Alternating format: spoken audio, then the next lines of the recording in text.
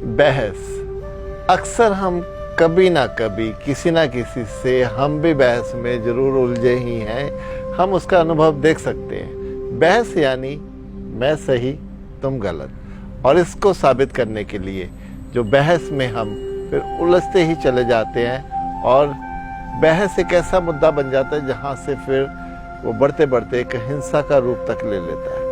इसीलिए मेरा मानना है कि बहस कभी भी जीवन में किसी से करनी ही नहीं चाहिए।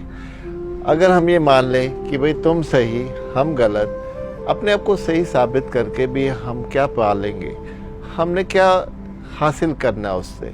जितना हम अपने आप में जब सिमटे रहते हैं, अपने मौन में रहते हैं, तब डेफिनेटली हम किसी से भी बहस में नहीं जाते। तो यहाँ कह सकते हैं कि रिश्तों में भी अगर हम देखें तो बहस के कारण ही रिश्तों में खटास आती है, रिश्ते टूटते चले जाते हैं, क्योंकि बहस एक अहंकार की निशानी है, जहाँ अपने आप को सही साबित, अपने आप को बिल्कुल कि जो मैं कह रहा हूँ वो सही है, ऐसा ही होना चाहिए, हम उसके लिए दूसरों के साथ बहस में पड़ जाते हैं।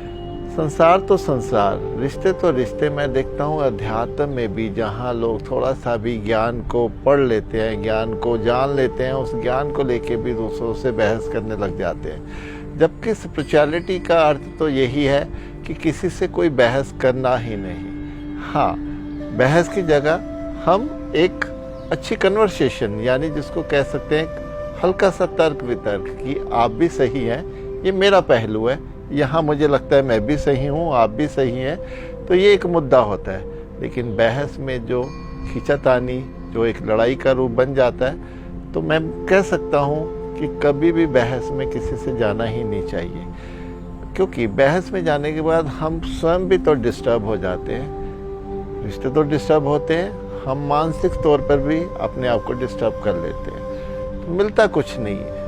तो बहस को अगर हम जिंदगी से निकाल दें, तभी तो जीवन में शांति, आनंद, भक्ति, समर्पण ये सब आना शुरू होगा।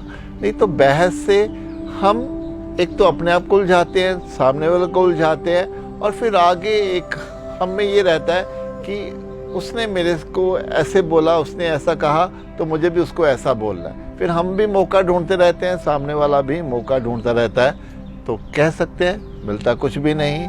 इसीलिए समझदारी इसी में है, बहस को अपने जीवन से ही ख़त्म कर लेना चाहिए।